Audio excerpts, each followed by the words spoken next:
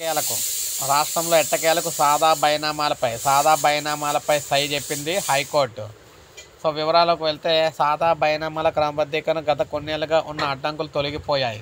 క్రమబద్ధీకరణ కోసం 2020 అక్టోబర్లో రాష్ట్ర ప్రభుత్వం ఇచ్చిన జీవో 112 అనుమతులను అమలును నిలిపివేస్తూ 2020 నవంబర్లో జారీ చేసిన మధ్యంతర ఉత్తర్వులను హైకోర్టు ఎత్తివేసింది. ఆర్ఓఆర్ చట్టం 1971 రద్దయ్యి కొత్తగా భూభారతి చట్టం అమల్లోకి వచ్చినందున పాత చట్టంపై దాఖలు చేసిన ప్రజా ప్రయోజన వాద్యాన్ని విచారించడం వ్యర్థ ప్రయత్నమని పేర్కొంది. జీవో 112ను సవాల్ చేస్తూ నిర్మల్ జిల్లాకు చెందిన షిండే దేవిదాస్ ఈ వాద్యంపై దాఖలు చేశారు. అప్పట్లో విచారించిన హైకోర్టు ధరణి చట్టంలో నిబంధనలు లేకుండా క్రమబద్ధంగా చేపట్టడం సరికాదంటూ 2020 నవంబర్ 11 స్టే అయితే ఇచ్చారు.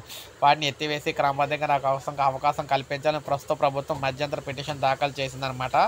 దీనిపై ప్రధాన న్యాయమూర్తి justice Aparesh Kumar Singh, justice GM మోహినుద్దీన్లతో కూడిన ధర్మాసనం విచారణ చేపట్టింది. Advocate general A Sudarshan Reddy వాదనలు వినిపించారు. 2014 ముందు 12 ఏళ్లుగా సాదా బైనామాల కింద కొనుగోలు చేసిన భూములను క్రమబద్ధీకరించక ప్రభుత్వం అయితే నిర్ణయించిందనమాట. 2020లో ప్రభుత్వం విధించిన గడువులోగా 9 లక్షలకు పైగా దరఖాస్తులు అయితే అందుతున్నాయన్నారు.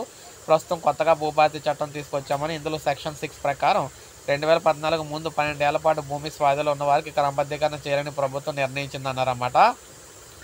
సో ఏది ఏమైనా ఇప్పుడు వీరందరికీ కూడా భూములు అయితే క్రమబద్ధీకరణ అయితే చేయబోతున్నారు. సో ఇది మనకు అప్డేట్. ఒక లైక్ చేయండి, సబ్స్క్రైబ్ చేసుకోండి, మన ఛానల్ సబ్స్క్రైబ్ చేసుకొని ఫాలో